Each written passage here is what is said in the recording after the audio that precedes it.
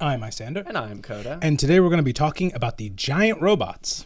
I'm so happy. Yeah, the Titans won, and it leaves us with the Warp, Servitors, and the Schola Progenia. So those are your three options. Sound off in the comments. Two of them are going to get made. One will get sent, I can't say into the warps, so the deep warp, let's say. The abyss. We also have a Patreon, where last week we did an episode on the Imperial Infantryman's Uplifting Primer. We covered all the prayers in the back, of which there are so many, some of which, I won't lie, I'm going to be using because they're phenomenal. Yeah, I might steal a couple of those. No, genuinely. Oh, hold on. How many tech issues I have? Yes, Listen, there's this. Where there's this one prayer back here that I could just use in my day-to-day life. It's so handy. Where is it? Maybe if I use the ode to timing, I might stop having RAM issues. No, because it's the way you operate your machinery is the problem here. Oh, yeah. It's not necessarily. The problem is I need to stop using two separate RAM kits, and I just need to like fork over the cache for a full 4 DIMM RAM kit. So I have like 4 of the same instead of 2 and 2, because the 2 and 2 is probably not ideal. Oh yes, I found the ones I liked. It's the litany to duty, which is give me the strength to carry my duty through and smite those who seek to thwart me. And I'm gonna be real, I don't have anybody trying to thwart me, but if you are, I hope you get smited. It's perfect. It's the perfect prayer for any occasion. Second only to the litany of forgiveness, which is, sweet God Emperor, forgive your servant for his sins, and remember I am just a man. I think that one was my favorite. Yeah. The amputee one. Amputee one? Yes, there was one prayer in here for when you lose the incantation of the maimed, where it was, I lost a limb, but I gained faith, for I survived. Like, that's doing numbers in a southern church. That's just doing numbers in a church today. It's just like church. That's just so good. Yeah. So by heading on over to Patreon, you get a bunch of episodes like that one, as well as just a bonus one every single week. You get access to the Discord. You get access to Community Day live streams, like there will be one on the 31st, I believe, of this month. It's the last Saturday, typically. Yep, the 31st, as well as a bunch of other perks. And you help us keep all these lights on and this wonderful microphone on as well. Well, this microphone doesn't take too much power. Yes, it doesn't even use the 48-volt phantom power setting on the Focusrite Scarlet SI2. But it's still only possible through them. So if you want to do all that, head on over to patreon.com/Isyander and Coda. For those of you who are already there, thank you very much. For those of you doing it as I speak, thank you as well. Now let's get into the Titans. The Titans. Okay. So, it'd be very funny if we change this into a Titanfall episode. That would be funny. I would love to. Wife swap, but for sci-fi universes. Genuinely, here's the thing about the Titans. As the name implies, they're titanic. They're huge, massive. They're large. Yeah, they're not that big though. No, like I've seen art, and it looks like they're like skyscraper sized. They are about skyscraper sized, but like they occupy this very weird. Look, at their absolute zenith, they dwarf the stuff in Titanfall. Like, you know the little animation. For those of you that haven't played Titanfall, it's a first-person shooter. It's very good. I highly recommend it. Unless you're on PC, don't play it on PC. Play it on console. I play it on PC. It's terrible. Don't.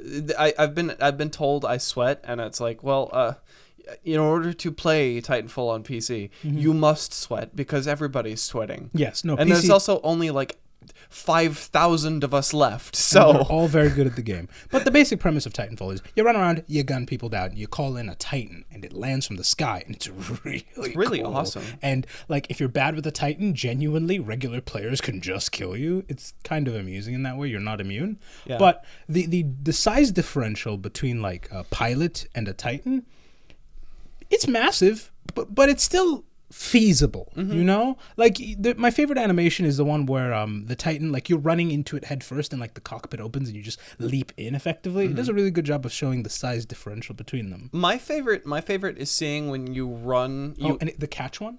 Yeah, the catch one. When you embark at eye level with the Titan and it catches you, and you can see the pilot is about like Barbie doll sized compared to the Titan itself. Mm-hmm. So if you were a Titan, pick up your average Barbie doll, and that is a pilot. But the thing about the Titans in 40k is they occupy a very weird space because they dwarf that a lot. And then they don't sometimes. Like, they're huge, but they're not as huge as you think, is the best way to describe them. Because they're huge. They're referred to as god engines, which is just so cool. And they are possibly the most sacred weapon the Imperium will ever use on you. Huh. When a Titan lands, genuinely, anything shy of a Space Marine enters a religious fervor. And friend or foe, you probably need new pants. Yeah, seeing that enter the battlefield. Like, you know the standby for Titanfall where you can like see the as it's like descending down, right? And it's very cool. When one is approaching, genuinely, like the battlefield can be cast in a shadow. Ah. Yeah. So not necessarily Tengen Toppa Gurren Lagann, but I said words you don't understand. You've never seen that anime. No. You should watch it. I'm not going to spoil it, but the last fight in that show is insane. I should. It's going to go on my list. The mechs get to literally galactic proportions. These ones don't get to that size. They don't get to that size, but they do get to those weird giant things from the Skypiea One Piece arc. You're making One Piece references. I'm only making There's one human being who's There's one human being, you know who you are, who really appreciates that. Unless I'm vastly underestimating how many of you watch One Piece, of which I don't know what that Venn diagram is, so we're gonna find out today. But I know there's one person in there. Minimum. Typically, like, there's no way to cover Titans without covering the bane of everything in 40k discussions, which is height. I know. We brought height up the last. It comes up so often. Look up any discussion on Titans. The first thing that's always hotly contended is height, because here's the thing. Like I said, the humans are just the orcs of the 40k universe, and the 40k universe has orcs. Yeah, because here's the thing about it. When you see them and you think of them, occasionally, and some of the art actually draws them as like prime Godzilla level, you know, where it's this thing, or like the monster from the end of the Cloverfield paradox, where it's skyscraper sized. No, it's beyond skyscraper. Its head is like piercing the clouds. It's absolutely biblical, which for something called a god machine makes sense. Pretty fitting, you know? Fitting name, yeah. And you'd be very forgiven if you thought most of the biggest of Titans were that size. But I'll be honest, they vary from slightly larger than a knight, so a little bit larger than like a Titan from Titanfall, to like a little bit under the Statue of Liberty. Okay. Like a little bit under the Statue of Liberty. So they're not that... It's still a skyscraper. Okay. It's just not like, you know, the Burj Khalifa. I see. It's more like the Sears Tower. Ooh. Maybe not that Stop big? naming buildings because people are going to get specific about height. The Sears Tower is not I'm just going to say 150 meters. 150 not, meters. The Sears Tower is large. Meters. The Titan is not that big. It can't be. 150 meters. Choose your favorite building that's 150 to 140 meters. That's the biggest of Titans officially. However, I'm going to put a tinfoil hat on here because there are two options available to us here, friends. Either A, this is the one thing that the Imperium will undersell about them. Because there is I should really make a tinfoil hat for segments like this, but there is a genuine case to undersell a Titan's height, if only to shock the enemy more. You must understand, the Tau, the first time they saw a Titan, borderline wept at the sheer wastefulness it requires to manufacture, ship, service staff, and deploy a weapon of that size.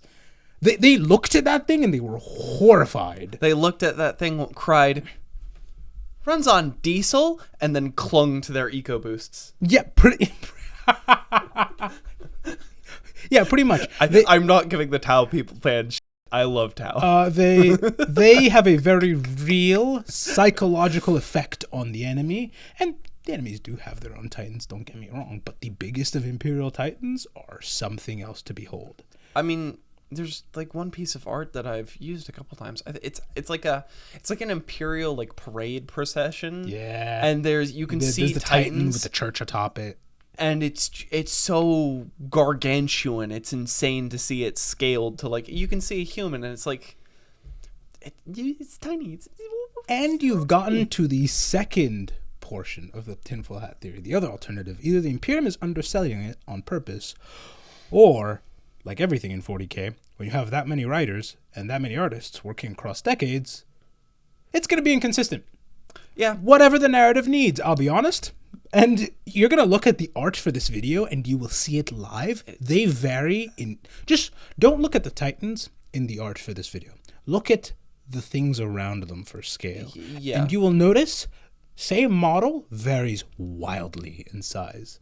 Like some Titans look about Statue of Liberty size, or you're like, that makes sense. And then there are others where if you look at the gun and you look at like the size of the ladders on the gun, quick napkin math tells me that's like a third of a mile tall, which is not Statue of Liberty size. No.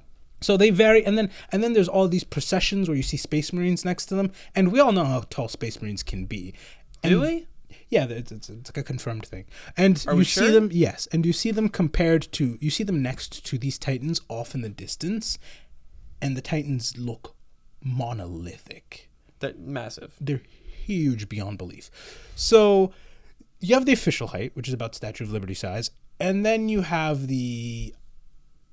technically it's still official height because this is official G-dub art. They've just decided to go with whatever would look. Rule of cool is what they went with. It's official creative liberty height. Yes. And so those are the two variants. This is one thing. I've gone back and played a little bit of Mass Effect recently, and I'm currently playing through Mass Effect 3. And one of the things that I've noticed is I've read some of the books, and sometimes a character in the game will reference something that has happened in the book, and it is entirely accurate to what happened in the book, even though all of these books are written by like several different authors. It's one lore master. It's the opposite of what 40k does. Again, I have to be a little bit defensive here. No, I'm not Effect has attacking not 40k. been going for decades. No, it's not. You know? Well, okay, decade probably. A decade. I'll give you decade. But they're making a new game, so it'll be when Mass Effect 4 inevitably comes out, launches, and I'm disappointed by it. It will have been 2 decades. Yeah. So almost. Well, that's the thing that comes with having a consistent person who's in there whose sole job is ensuring accuracy. If you did that with 40k, that person would go insane. Oh, he would. And it would kind of ruin the stories. I'll be honest. It's more fun when it's inaccurate, honestly. It's more fun when the writers have the liberty. That's what I mean. And the writers have to be good for that liberty to be used effectively. But 40k's on a hot streak, man. I'm not going to lie. You look at the staff and they're just A. Like, none of them are missing They're right now. really good writers. None of them are missing. It's just to contain the entire lore of Warhammer in your skull is...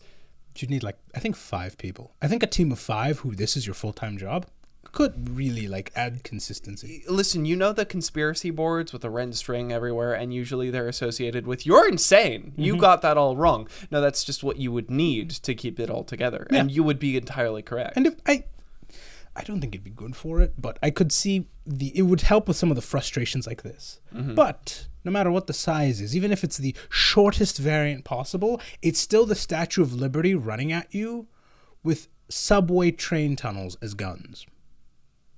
So your first thought's never gonna be, it's smaller than I thought. You know? You no matter how tall they are, you will always have the same oh no. You know the scenes in every Godzilla movie where people point up at Godzilla, scream Godzilla, and start running? Yes. That's you. Yes. And they also have mighty horns aboard that will either deafen you or... Honestly, if I was in charge, I'd just be playing hype music. I'll be honest. Pick anything from any high school football reel. That's probably what we'll be blasting. I have a strong feeling Can't Be Touched would be at the top of the list, but make your choice. It all depends. It all depends. You're either playing hype beast music. Not hype beast, hype music. Just up tempo, just happy. Basically, a marching band would be coming with me. If you're a gaming YouTube channel from the 2013 era, you'll be just like blasting awful dubstep, and maybe you'll have like a holographic projection of one of those awful 3D intros. If you're an edgelord, you'll play the Reaper's horn from Mass Effect. If you're a hipster, you'll play its inspiration, the tripod horn from War of the Worlds. That is honestly what it probably sounds like the most, because that's what it's heavily inspired by. So that tripod horn, that's what I was going to get at, is what you will hear when a Titan falls. Yeah. They are the largest. You just said Titan falls. We're not going to do a counter for this. They are the largest, they're the heaviest, they're the most expensive things the Imperium will ever deploy, and nothing's a threat to the biggest of Titans. They're too big. They come with void shields, as in multiple. What do you mean by void shields? Void, it's the stuff you see on spaceships. Yeah. Yeah. And they also have every weapon imaginable with the most Imperium names imaginable. Things like the Apocalypse Missile Launcher, Volcano Cannons, Plasma Annihilators, Quake Cannons, Titan Vortex Missiles, Warp Missiles, and Vulcan Mega Bolters. Mega Bolters? Yes. Mega Bolters. Yes. Because of course the Titans have their own version of a bolter.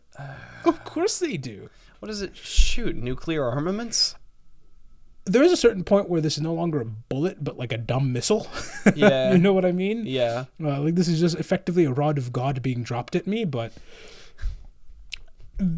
it counts. Which begs the question, there's a certain point where things get so hot that it's nuclear because of it, how hot it is. Yeah. Which is what rods of God do. They're also powered by multiple reactors, so they are nuclear. Yeah, and it's the same stuff that's seen on spaceships. That is how these things are fueled. Is it managed the same way? Do we have people going into the core and then never really coming like out? sloughing away as they carry the fuel in? Yeah, all the time. Oh, fun. That's always happening. The only things that put a dent in Titans are spaceships firing on them.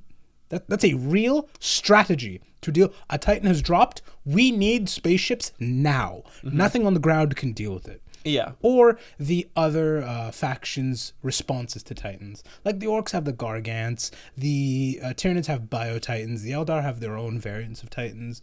Which were a lot more limber than I they can like proper expected them to sprint be. and like leap. They are far more flowery and beautiful. To be fair, the Titans are also more limber than I thought they would be. They're Knights are. Okay, so The largest of Titans move about as well as you think the largest of Titans move. I just remember there's I think I brought this up before, but there's like I think it's not a Kill Team trailer. No, it's a Dawn of War trailer that has like Titans, or maybe they're Knights, and some of those like Eldar mechs running around, and they're like a lot, like they're sprinting, they're running, they're sprinting at full speed. It's weird. It's big, and it gives me. There's like you know how Reddit will have a subreddit for every single phobia? I discovered that there's like some form of gigantophobia. I discovered I had something akin to that when I saw those things. When I saw those things, and I'm like, oh god. There's something truly horrifying about seeing like the way Imperial Knights move, where it is a Titan from Titanfall, but it's running That properly. should not move that fast. Why is it moving It like is that? properly running with good form, like it was at the Olympics a couple weeks ago. It's scary. Right? The Titans don't share that ability, unfortunately. They're just At least big and stompy? Not the largest of them, you know? But the pro to that is they tower over everyone's version of... except for maybe the Orcs and maybe the Tyranids if they put their minds, or I suppose VATs to it. Maybe they could get up to that size, but no. Imperial Titans, like the tallest of them, are in a class of their own. They do move like you would think they move. They're very slow. They're very lumbering. They will obliterate you if they so much as look at you, but it does take them quite a bit of time.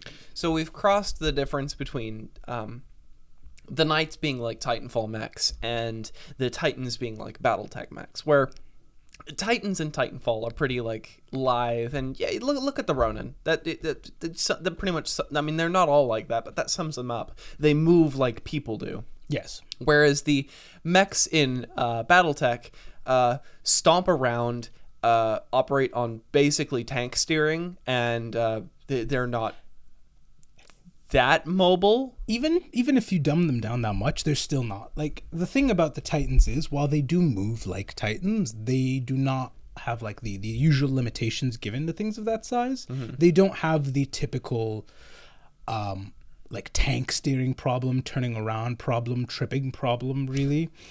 Because the way they're controlled is it is still one man moving this like it's his body, and then a bunch of other guys operating the other guns. I see. So it is like, I am moving me. I am just like the way you would walk through the street, but you're 150 meters tall.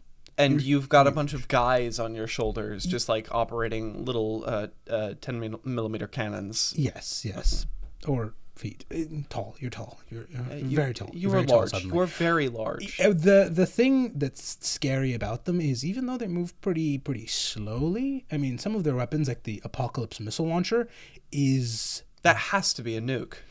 It's described as being the equivalent of an entire Imperial artillery battalion. That has to be a nuke. The Plasma Annihilator has a blast diameter in the hundreds of meters. Might as well be a nuke. Not circumference. Diameter, just across. Just across. just across, and hundreds of meters will be turned into glass. Like, one Titan alone could probably lay out an army. I'm gonna be honest. I was gonna say, how do some of these weapons not do some collateral damage to itself? There's a part where I mentioned several void shields. Yes, that. Mm-hmm. Yeah, there are the several void shields. I see. I fire the nuke, but I have the anti-nuke shields. Again, this is a thing made for space. You're using it on the ground. I'm covered in 10 meters of lead armor. Yeah, it's very much so like every time a Titan is deployed, it is the hydrogen bomb versus the coughing baby conundrum. And the coughing baby almost never wins, except for one time. What was that one time? Best rap album. Huh? Best rap album. The one time Macklemore beat Drake, Jay-Z, Kendrick Lamar, and Kanye West. That is the one time the coughing baby beat the hydrogen bomb. Yeah. Because there's no way Thrift Shop was better than all of that. No. Respectfully. No. No. But that, other than that, no, it never ends well for the coughing baby. No. Poor Macklemore. Where did he go? I don't know what you do after that. I'm going to be honest. I really don't. I mean, listen, all I can say is in 2012, Washington was like eaten. They had the This was in 2012. I think it was 14. I think. No, like that's when Macklemore got huge because they had that big Super Bowl win that then I stay winning 2014. They never got over for the next like 6 years. And then Macklemore, and then that's really all Seattle needed, and they kind of just coasted off of that. And Microsoft. And Amazon. Seattle's kind of up. Yeah, but like culturally, I mean. And Starbucks. Like, I could just keep going here. Listen, people forgot about the grunge era where Seattle brought unto the world like Nirvana. Wait, was that a Seattle thing? Yes. Oh. Yes. Kurt Cobain is a Seattleite. Did not know that. Yeah. Learn something new every day. Yeah. And several other underground grunge bands got huge out of Seattle. Not happening anymore in Seattle. No, it's not. And then they lost their culture for like 10 years and didn't get it back until Macklemore showed up. We've established size. Let's get into how these things are piloted. Which is... The smallest of them operate pretty much like knights. It's one dude, like a couple of people, a couple servitors. You have a functional 40-footer, you know. Large. Yeah. You have a pretty functional 40-footer. The largest of them, I said it was an army. Effectively, it kind of is to operate. Mm-hmm. Like the thing I love the most about the Titan art, look at their feet. You can see like little squiggles. Yeah, you know, like those it's little a personal, squiggles are like vaguely human shaped. it's a personal little army of Skitarii that run about and defend the feet. Wait, really? Yes, they have their own like that. That's part of the staff. I thought that was just like a clutter of like things, like people happening. Nope. You want to try and board it via the feet? Nope. You got to deal with a whole swarm, a proper army of Skitarii. Yes. Titans have a bunch of morts running around? Yes. It's so fun. I hope you caught that reference. Of course I caught the reference. I'm just keeping going. Like from the bottom to the top, these things are veritable armies. Yeah. Because like at the bottom you have the Skitarii running about defending it. At the very top you have cathedrals on their back. And this isn't a decorative cathedral. There's a sermon happening up there, dude. Just at all times? When there's a battle, at least, for sure. I see. Because the Titans they do have a whole machine spirit. They have a whole machine spirit. We're not sure. Yeah, doesn't it just it like actively chats with the pilot? Does it not? It's a perfect time to bring up the command center. Why not? There is one main guy who runs the show called a Princeps. He's the guy who the Titan feels like his body, for lack of a better term. Well, excuse me, Princeps. And then there are two secondary controllers, or moderati. And their job is the other guns that I mentioned and all the other subsystems, effectively. It is the stuff that, like, look, you don't just want off to... of title alone, that makes sense. Moderati, like, I am moderating the rest of the Exactly. subsystems. Like, I am focused on moving forward and firing the gun here and here. I can't deal with all the anti-air stuff on me, you know? No. I can't deal with the shield strength. It's a lot to manage, and it would drive you mad if you tried. It's the thesis behind, like, a Pacific Rim. Well, you've got two guys operating the mech, because... Some people, like one of you focuses on one thing, while the other of you focuses on the other thing. Yes, the Pacific Rim is a good way to look at it. Evangelion is another way to look at it. You've seen Evangelion? The way they interface with it is very similar to Evangelion, where it's like neurologically connected to your brain, and it can do damage. Yeah, and it can do damage. Yeah. Like physical damage. It took me a while to realize that part where Asuka gets like the spear through the head of her mech, she's like actually like injured inside the mech, like they feel and share the pain. Yeah, and the actual like injury too. Yeah, it's a very taxing kind of a situation. I personally, this is a deep cut, but the closest I found to how they actually work is a symbiotic Titan. For all of you that remember this show, you included, but like the 5 of you in the audience as well. It was a hyper-specific show that existed when we were kids for all of 5 seconds. And it wasn't that good, if I'll be honest. I can't... But it has a special place in my heart. I can't find anywhere to stream this. I can't find anywhere to stream that. But if somebody could, I don't know, help me figure something out, that would be wonderful. Well, the basic premise of the show, because we're not going to sit here and rewatch the whole show for this basic point. God, I want to, though. Is the Titan in the show requires a trio to operate. 2 people, and then like one of them is a machine of sorts. And together they form... It kind of like melds. Yeah, they meld together and they form this symbiotic Titan. Oh, wow, I wonder where the name comes from. Whoa. I loved the design for that thing. So I still love the design for that thing. It's very similar to the Titans in 40k, but instead of a kind of friendly dweeby robot that's going to pretend to be your dad, it is a... No. It doesn't pretend to be their dad. It is. The moment I said pretend, I regretted it. It pretty much is. Like, it's a very good character. No, he pretends to be another teenager at the high school, remember? No, he doesn't. Yeah, he does. No, he doesn't. He goes to classes with them. Does he go to classes with them? Yes. He's built like a dad. Yeah. He's built like Hank Hill. He's supposed to be... He's built like the big nerdy guy. There's no shot that thing pretends to be their dad. Yes. Are you sure you're remembering this correctly? I'm pretty sure I remembered this correctly. I remember that character going to classes with them. Fatherly appearance, giving him the title as their father. Oh, get bent. I swear to God, I remember. Stay winning. I remember him going to classes with them. Yeah, Dad shows up to classes sometimes. My parents never showed up to classes. Moral of the story is, instead of it being this friendly thing that pretends to be your dad and shows up to the PTA meetings, it's a tech demon. For lack of a better term, it is a tech demon. It's the kind of thing that GW will never solidify because it kind of works better vague. But machine spirits, exist on a spectrum. It could be. It's anything from Clippy to a full-on AI. Well, no, definitely not AI. That would be heresy. The way they operate is sometimes their toaster rattles until you oil it correctly, then it's fine. And then sometimes the missile targets itself. And we definitely didn't use a machine for that. It just can do that. It is so filled with hatred for the heretics that it just does that sometimes. That's intelligent. No.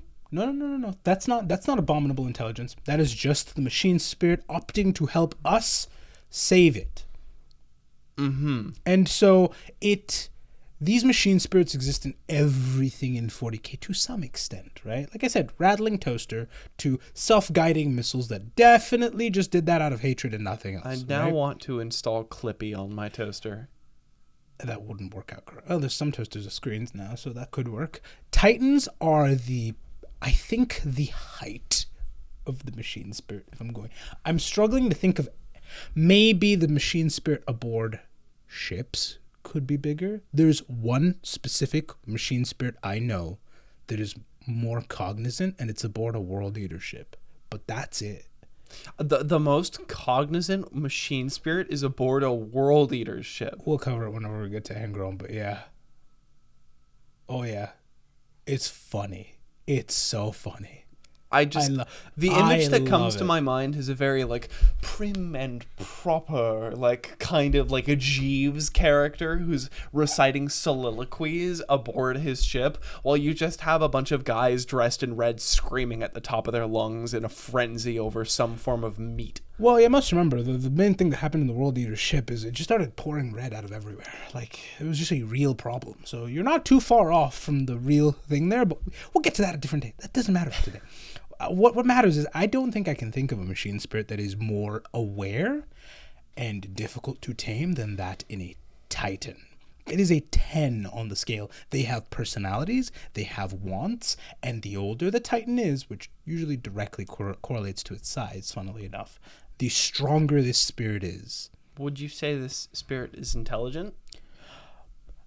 I will say there are certain situations where the person in charge wanted to leave, and the Titan refused that order, and then proceeded to keep marching forward. Was this machine spirit brought into the world naturally or artificially? See, and that's a good question. I don't know. I see. This is why they need their own episode, because, like, yeah, you can say they were put here artificially or through abominable means, but they also have the memories of all the previous princeps. So at what point is it the result of them melding with this thing for all their lives until they died at the seat of it? Like maybe it's just like a weird neurological implant, or not implant, but imprint onto the machine itself from everybody previous. And that machine can hate your vibes. Just have good vibes. Yeah, the way it works is you sit and you link with the thing, and if it does not like you, and if you are incompatible with it, you will just be rendered brain. This really is Symbionic Titan, because whenever they had bad vibes, they couldn't like sync up. Yeah, no. If you don't vibe with this machine, it just ain't happening. But if you do, then you get to be the full kind of Titan in all its glory, while the Moderati help you out. And you kind of get used to living like this. It quite literally becomes a part of you. It's like when someone loses their limb and they have the phantom hand syndrome kind of a situation. Whenever they're separated from their Titan, they really don't like it. You gave a lot more of a real example of this. I was going to go with something really nerdy, but kind of stupid. I was going to reference Avatar, not The Last Airbender, the blue people one. Ugh. Where like over time the main character gets so attached to his like avatar body that he starts like, which one's the real me? It's a little bit of that sometimes, but a lot of the time it is closer to that phantom limb syndrome where it's like, I want it back. You know, it's very much so, this is a part of me. I do not feel complete without it, per se. You know, like the worst kind of like phantom pain, the whole nine. Yeah. And so there's a certain point where they just don't want to be separate from the Titan. So they just live in it? They just live in it, and they kind of get like dreadnoughted effectively in there until they die. I see. So, and It seems the bond goes both ways. At least if we look at the smaller brothers of the Titans, the Knights, if they share any kind of similarities, it seems the bond is mutual because Knights have been sentient enough to go save their pilots, which is really cool. That's just a thing that's happened. There's a Knight that was separated Protocol 3 protect the pilot. It's so cool. It cut through like a whole dock to get to him. Okay, it's so good. That's kind of neat. It's so good. I don't think we've ever gotten a Titan to do that, but also like good luck getting the guy out of the Titan, man. Like, he's so defended. That's the thing that I was going to think of is if you just end up like dreadnoughting yourself into the Titan, when you eventually do move on, scraping you and all of the augments out of the pilot's seat has to be a problem. No, by the time you get to the point where you need to be dreadnoughted in, they just put you in a sack of amniotic fluid with all the wires still attached to you. I see. And then at that point, it's like, oh, well, you passed in the tube of liquid, so it's not that hard. Just cork the tube, check it out, get the new guy in. Just flush the tube, chuck it, and you're good to go. Yeah, I mean, the Titan's got a great throwing arm, so it can get some distance. Like, it could absolutely send it, like, to the point where you just see, like, a speck in the sky. And so that's kind just of the complete opposite of that one really cool scene from the Titanfall 2 campaign. Yes, far more hateful.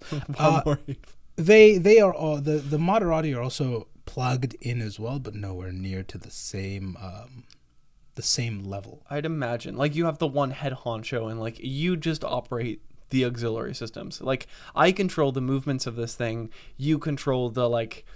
You tune the reactor as we go. Well, it depends. There are Majoris ones and Minoris ones, and so the major ones and the minor ones. The major ones are in charge of like the guns and stuff, right? The minor ones are like somebody's got to manage the reactor. It's kind of like, well, you are like. You are here existing as a person in your weird flesh mech.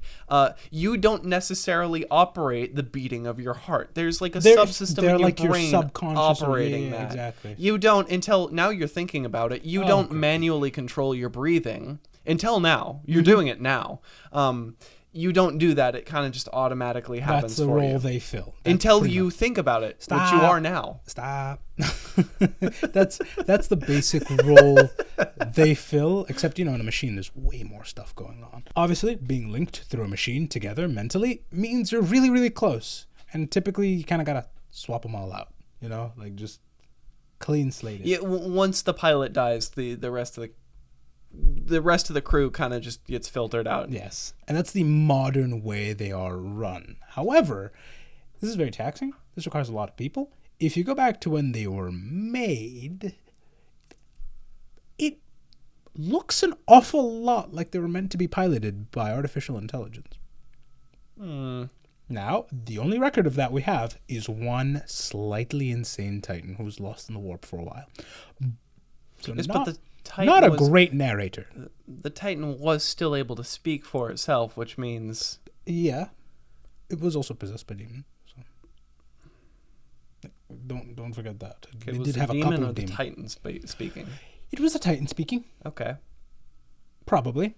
I mean, you lose anything in the warp for that long. 40k is so unreliable when it comes to narration. I mean, you lose anything in the warp for that long, and you're never sure who you're talking to. It's coming back weird. You're not getting it back the same way it left. So it looks an awful lot like these things used to have minds of their own, and when you look at the way Titans are built today, it looks like it stops at the shoulders. Like, when you look at a lot of the biggest Titans, it looks like they just stopped at the shoulders. Maybe there was something that was supposed to be above that. And not a church. A big radio antenna to connect to mother base. There is one Titan that is fully complete, if I remember correctly. I think it's the biggest Titan. Is it the one that is in that art of the procession through the... No. Okay. It's not that Titan. It's a different one. It looks more lithe, honestly. Like a lot of the things from the Dark Age of technology. It looks far more... like complete, put together, refined. I remember I wanted to do an episode on it, so it's somewhere in my archives, because I remember I read about it. A lot of modern, or I guess contemporary 40k like imperial tech seems to be very bulky and very like we're going to add redundant systems to this, not because, like, oh, if one fails, then, like, the other one won't. We know one is going to fail. This is not an if. This is a we need this because it's falling apart.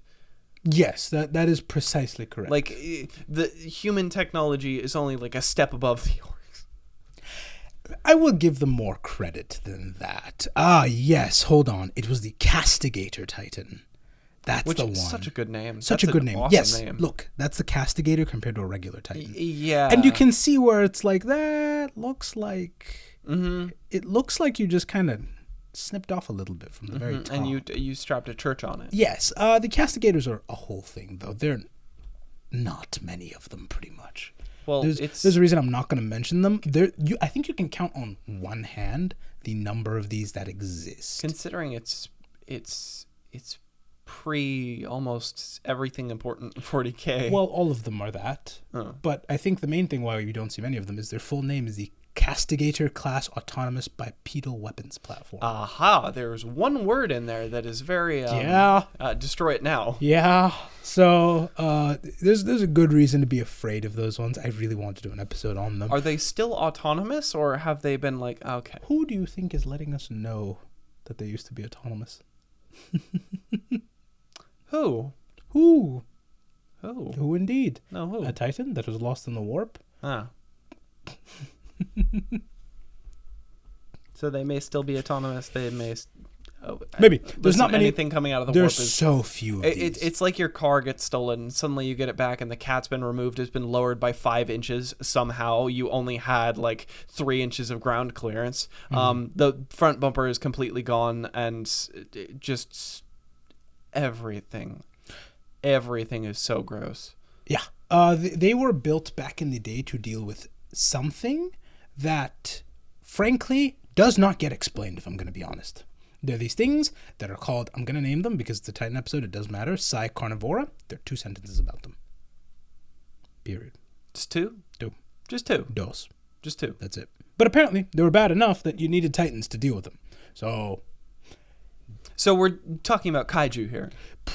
Probably. Okay. Probably. All we know is they're a debased cast of cannibalistic heretics.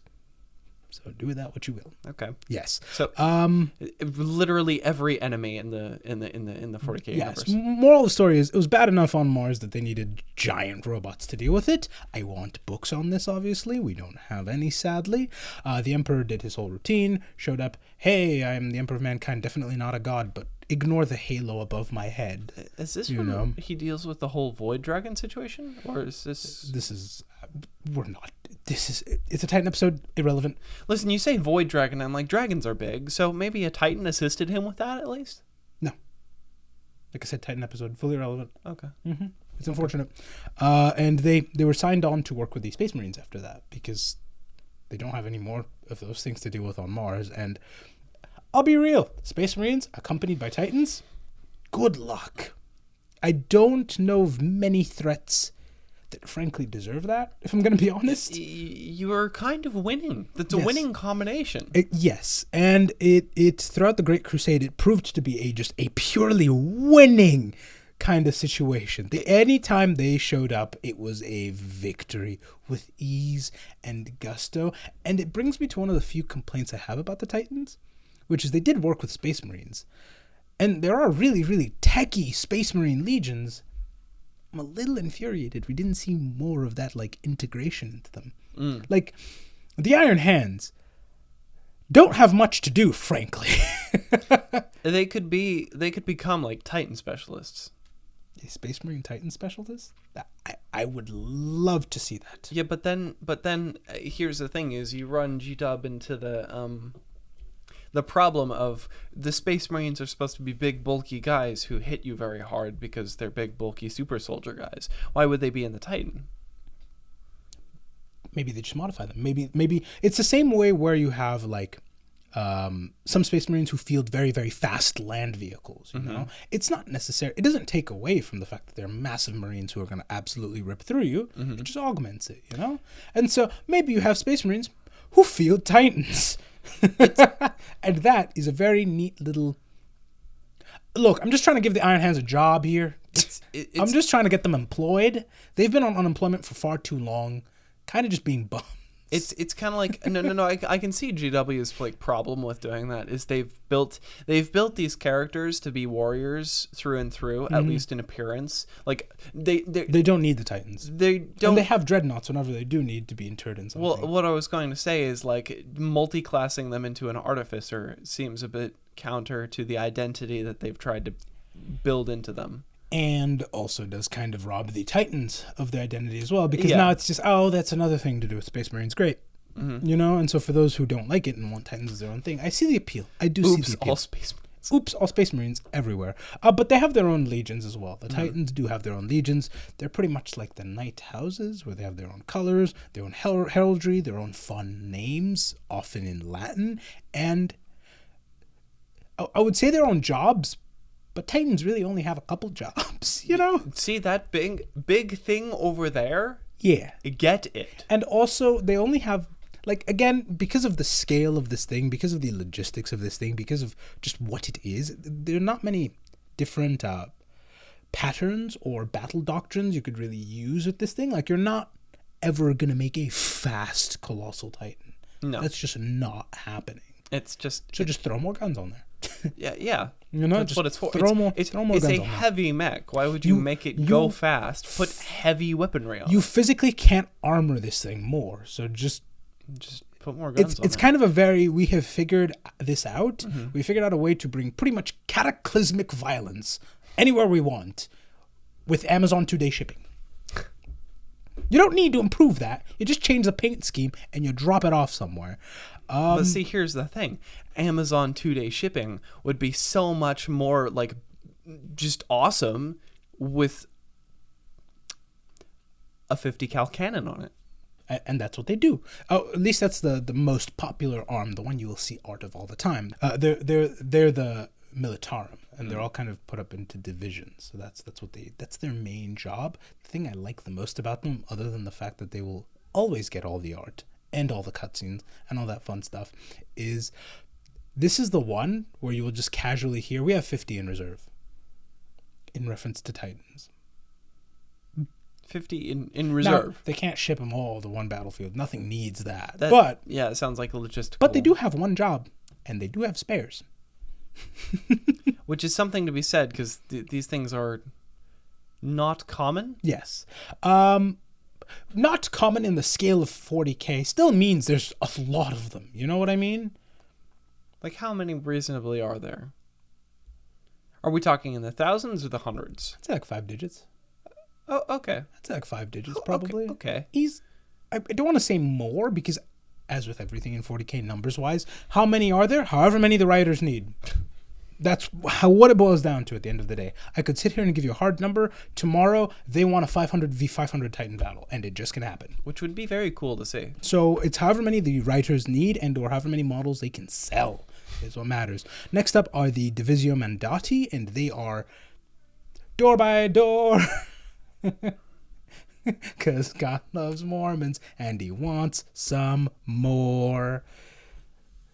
They built a church on top of these things.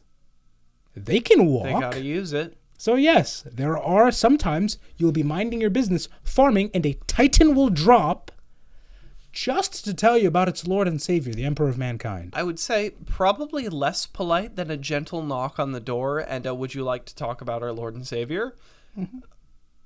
I mean, it's listen, you say it's more polite, but if Mormons had U.S. Navy carriers, they're not knocking. There's like a horn being blasted from miles away that I can hear. No. And so, yes, it's less polite. Wow, how did they get their hands on that? And that's what I was left thinking when I discovered this. Wow, okay, sure.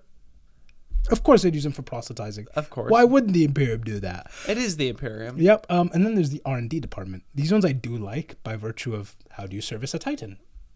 You get a Titan to do it. I mean, think about the kind of factor it takes to maintain and work. You would have people bungee jumping down to try and work on things when you could just have a Titan basically with the sole purpose of working on other Titans. All I can imagine is, you know, You know the animation in Dead by Daylight for when you're healing a teammate? Yeah. I can just imagine a Titan doing that to another Titan. Well, the sheer amount of staff it would take to do that without another Titan. Mm-hmm. It would be insane. Insane. Look at, like, as we were just saying at the beginning of the video, some of the art has ladders that are like, it's just this tiny compared to the rest of the actual Titan. You would need another Titan. It's like to when do the all Air of that. Force uses another plane to fuel a plane to keep it going and then just fly away. It's kind of like that, where this is a deadly war machine, but we're using it to support a deadlier war machine. Yeah. And so Titans are dangerous. The most dangerous Titan is a functional one, so we have a backup Titan to fix that one in case it breaks. Yeah, and God forbid, Emperor forbid. Pardon me, Emperor forbid we get like pushed back to the backest lines. You still have a Titan. It's still capable. Sure, it doesn't have as many guns on its hands because it doesn't need to work on things. It's still got shoulder-mounted cannons, and I'll be honest, getting pieced up by a Titan's gonna be unpleasant. Yeah. I don't care what you have. It can just claw at the ground and probably take out a fifth of your forces. I'd imagine also because it's a mechanic Titan. It probably has like welding lasers all over it that it can still like zzz We at don't you. have too much art of them. No, a shame. It's another one. I keep bumping into this where I find something very cool, no art. Or maybe the Titan Or has, very little art, maybe the say. Titan has like a big like kilometer-sized wrench that it's got on its shoulder, like classic mechanic style. Like you've seen sci-fi mechanic. They've got a big wrench for no reason that there's reasonably you would never see them use, but they've just got it over their shoulder like, yeah, I am the mechanic trademark. That I would love that. I doubt they have the full like wrench. You know what I mean? It would be funny I to would see. love them to have the biggest wrench available. I doubt it for some reason. It would be very funny. And then the last class of Titans, and the ones you will never see, but if you do, just give up, are Psi Titans. Don't tell me the psi in that stands for psyker. Why, yes, it does. Why, yes, it does. Why? Because Why? they're fighting gods of base feelings. What do you mean, why? What, do they just use all of that psyker energy as shielding? They use it for a lot of stuff, is what I will say. They use it for a lot of stuff. The frightening image in my head is that of a Titan just like psychically lifting things with its arm, just like using the force all over the place. Yeah? Pretty close. Pretty close. Yeah, just give up. Yeah, just give up when you see this thing.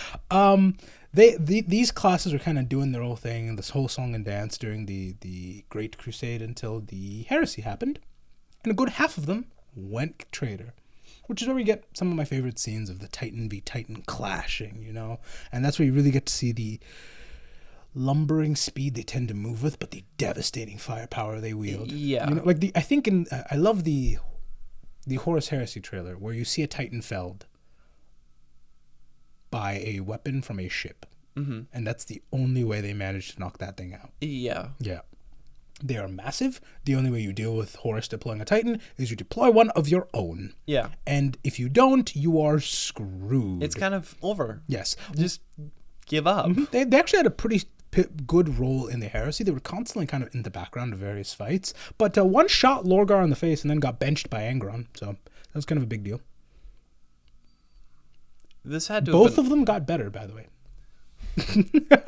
Which, that is why Space Marines are super overtuned. If there ever was a sentence. I thought you died. I got better.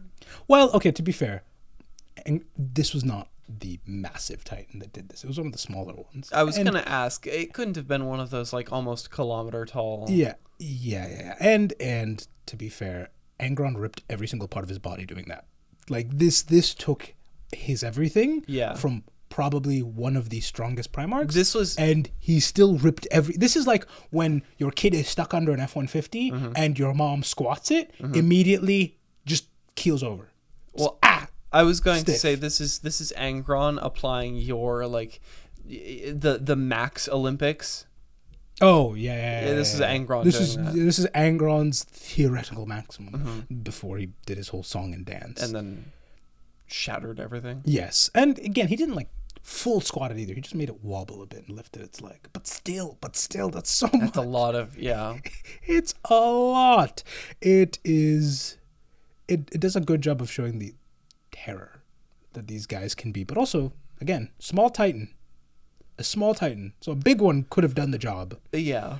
There are those smaller ones. That was the one that Angron squatted. They tend to be more scout type. So... Scout. Why not just use the knights as scouts? Why would I have a Titan? It's large. I have a Titan. I have a ship capable of servicing Titans. You wanted the God engines dropped. We're encountering the same problem of like the Raven Guard, where it's just like, yes, you're the stealth Space Marines, but I think we should address that Space Marine part because nobody's missing you. Yeah. No. Those ones are the ones you will see most often. Just kind of, you want to kind of get a sense of the battlefield before you start throwing Titans on it. They're very expensive. So this is kind of a preliminary, just like, could this deal with it? And oftentimes, just the scouts are enough to deal with it. Because they're still Titans. Yeah, next up is the Battle Titans. They're kind of like 80 to 130 feet. If rough ballpark. These are the ones you will see a lot of art at. Yeah. These ones show up, they destroy armies, they dump stupendous amount of arms. Like, there's this video I've seen of various guns in the U.S. Navy firing and the cost per round. I would love to see one for a Titan because it's astronomical. I knowing the Imperium though, it would probably be better to like tally that up by like cost of lives per round, because that seems to be the currency that the Imperium spends, is not dinero, but human lives. The human lives. That would be the best way to measure it, because they don't care about dollars. They just care about how many people did this cost. Does the dollar even exist in this period of time? No, they have their own currency. They definitely don't have that. I will tell you that for free right now. I mean, who knows? You were bang on when you said it. Human lives are the most... They could still measure things in dollar dues and freedom eagles. I promise you now, they measure things in guardsmen. Okay. Like, you got it right on your first try. And then the last of the ones you will realistically see written about are the Emperor Titans. These ones, size varies by author. I'm not even going to try. They are huge, they are terrifying, they are rare, and they are old. I was going to say, is the consistent thing about these that they are old and probably also literally gold? Nah, they vary. Oh. What doesn't vary about them is they're the largest thing you could deploy planet side, pretty much. The only thing bigger than the Emperor class are castigator class Titans. And if I remember correctly, there's only the one that was corrupted by the warp and told them, hey, we used to be autonomous, before getting blown up. Because it was cognizant and autonomous and probably warp tinged. Just a scooch? Just But a little. They still found an STC for the thing. The castigator can have a little warp tinging as a trait. Yeah, that's the only thing. So you will never see a castigator in combat ever, unless there's more of them lost in the warp or again, somebody decides to write one about it. That's another way you'd see it. Or there has been a castigator Titan in combat and a story hasn't been written about it because it just... there was no one to tell the story of it. You can't document it. Yeah. Chaos is in the same boat. That's the best kind of stealth. Yeah, no survivors. Chaos has their own variants of these same Titans, and it's very much so like, you know that one image of like our blessed homeland, the barbarous wastes, you know? Like, hold on, here it is. You know, like our glorious reader, the wicked despot, the primitive superstition, our great religion. Never seen this meme before. This is really what it feels like when it comes to the Chaos Titans, where it's the same stuff, different day. I see. So they'll be talking about how our noble princeps are preserved and only put in fluids when they're giving their lives to the, you know? Hold on, give me a moment. Our noble princeps who command the Titans from atop their helms, who will be interred until they die in amniotic fluid, versus those chaos-twisted wretches infused into their machines. And you're looking at it, and both of you are in tubes. Both of you are you're doing the same thing, guys. Yeah, and then there's also the alien variants, like I mentioned, like the Eldar ones, which are shorter, and the Orc ones, which... could get taller. And the times. Tau ones that are smaller but more energy efficient. I'll be honest, the Tau ones are just built better. I will just be honest, the Tau ones are of better construction. The qualm becomes, I don't care how well you've built a Camry, it is never beating an F-150 at its job. Yeah. So and that is a conundrum the Tau find themselves in. They have built the finest of economy cars. Mm-hmm. And we have shown up with a big V8. Yeah. And there is no beating that. See my previous EcoBoost joke. And so while Tau mechs, you look at them and they're far cleaner, they're far more mobile, they're far more accurate, they're definitely more energy efficient. They're going to hit you from like 3 miles away. They can't do a damn thing about the Titans. Like, the Titans they hold a special place. They're too large, frankly. And these are, again, they're neutered variants. This is not the castigator, which is a Titan in its prime, full head and neck cognizant. Yeah. Which the Imperium shoots itself in the foot by destroying the one that they had. But well, yeah, they found an STC. As you said, it was chaos tinged, so they found an STC. So was the STC for rebuilding a castigator Titan? It just proved that they used to be sentient. I see. So maybe it has the blueprints for a castigator Titan in it? I'll be honest, Titans are maxing out the machine spirit in a Titan is the physical maximum before we have to admit what this is. You know what I mean? It's like the machine spirit. We've exited Clippy territory. This is no longer ChatGPT, guys. It's just intelligent. Abominable, in fact. And so I didn't say the A part. I just said the I part. And so when you have that situation where the Mechanicus has to deny, this isn't it, and it's the most complicated variant of a machine spirit they have. Like, the only one that's more complicated is on Chaos's side, and that one's just a person. Like a proper, intelligent person, interred in a ship through weird means. So it's not AI, it's just artificially where it is intelligence. We'll talk about that whenever we talk about that.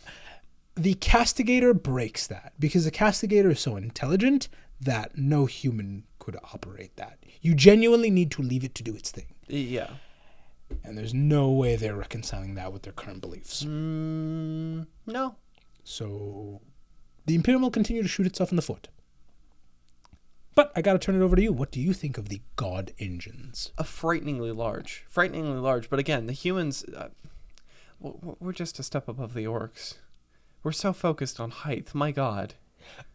I just had to mention it because Titans. This is a constant. I promise you now, we'll check the comments. There'll be a debate about height. I know it. There's nothing I can do about it. There's more debate about... Actually, no. I love you guys. You don't get into that. I was going to say, there's more debate about height in this fandom than on Tinder. No.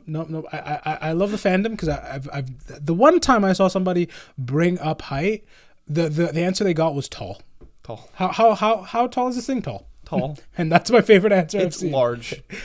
So with Titans, it is the kind of thing where the art's going to be inconsistent. Yeah. The authors are going to be inconsistent. What matters is, are they cool? And oh my God, are they cool? Again, I just praised Mass Effect for like, oh yeah, it's consistent. They have a lore master, but like sometimes it's more fun and it gets you more into the story if you're reading it over like several generations long of a thing. If like some of this is hearsay. Some of this could be just someone like, oh, it reached up into the stars. It was that tall. Yeah. Like, it's more fun when there's room for, like, you don't know if this is reliable. You don't know if this is just one of Grandpappy's stories. Like, it's fun. And this is it adds to the world building. And this is the thing about Titans that I do hope they do get in the future is more stories that really flesh them out. Mm-hmm. Because I would love to see...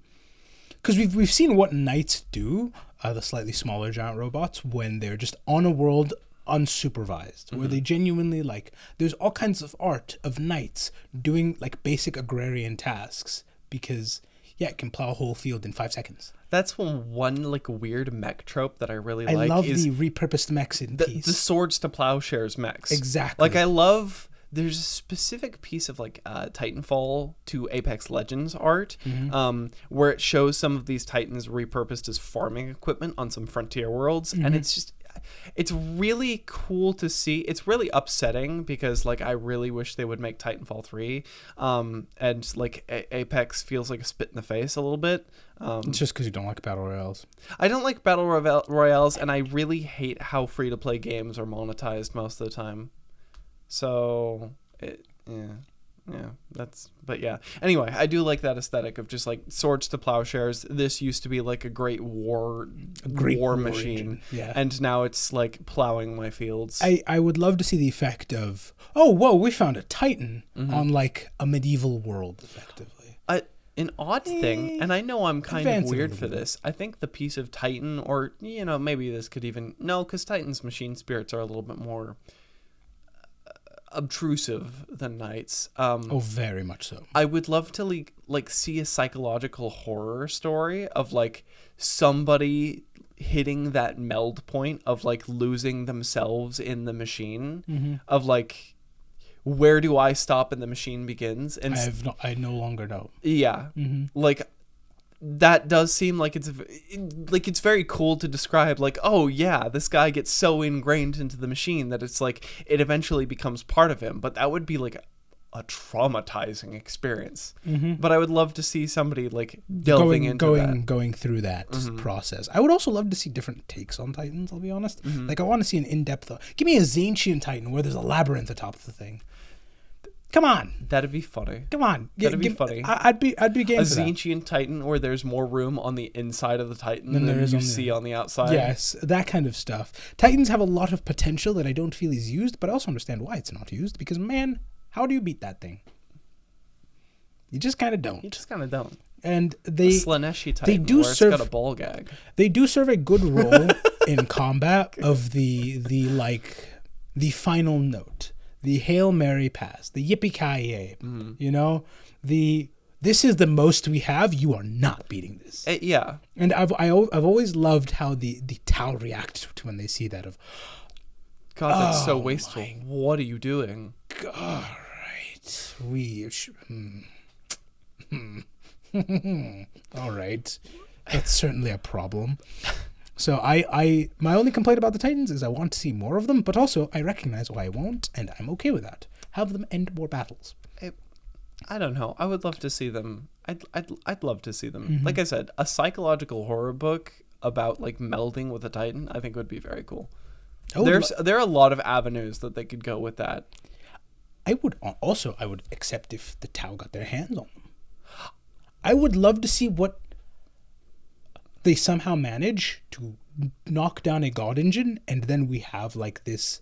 How would they improve it if they could? This is me fishing for more 40k art. That's what I'm fiending for here. The thing that immediately comes to mind is I'm going to intrigue you. I'm going to like just basically hold some bait over your head. I remember you telling me this story of like Porsche engineering factories being very, very, very inefficient until they eventually contracted like a Toyota exec to come in and say, hey, look over my manufacturing process and please give me pointers. And all of the Toyota like engineering or execs walked in and went, what are you doing? What do you mean you like take a full week to make an engine? I'd imagine that would be the same thing that the Tau would do to a Titan. It's just like, why? What is this? Why is there no shielding on the reactor, and why does it require actual fatalities every single day? And then just like making all of those efficiency improvements to a Titan. Because I'll be honest, the Tau are never constructing their own Titans by virtue of they're just too small. They don't have the materials. No, but they could probably make a Titan really, really good. They could modify one. They could certainly build on that chassis. So I listen. I don't necessarily need that story. I'm like fiending for a good artist to just make that art. Yeah, I'd be happy with just the art. Give cool art. I love seeing. I know this is heresy, but I do love seeing like the Tau Space Marines.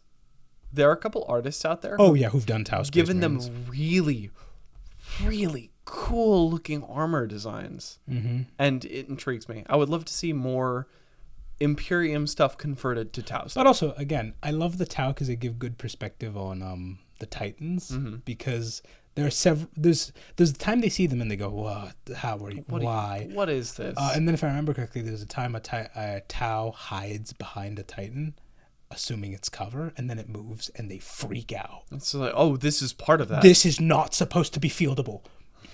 Quite literally, this is not in my head as an option.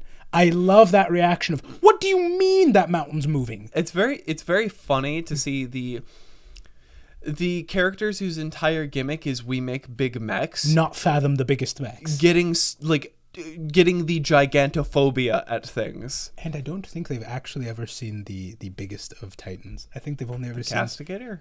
No, nobody's seen the Castigator. But the Emperor-class. The Emperor-class, okay. Yeah. I think they've only seen like the battle ones and the scouts. So I don't think they've actually seen the full bread. I haven't read every Tau book, so I could be wrong. But I don't think they've seen the full bread. How often do the Emperor-class Titans really get out of the house, though? Like I said, there's not many of them. They're pretty rare. And you really kind of deploy them when you want to win verbatim, and no amount of anything else will do it. They have a pre-prepared, like, W stamp. Or you want to send a message. Yeah. Because they're real good at sending a message in a way, like, look. It's the difference the between it's the difference between typing in GG and GGEZ. One of these has a lot more energy than the other. No, it's like sending forward the custodians is getting beaten at a game purely by skill. Like, I mean, at every stage of the game, you had a grip on me. There's nothing I could do about it. This is thoroughly unpleasant. But sure, you're better than me. Whatever. Big whoop.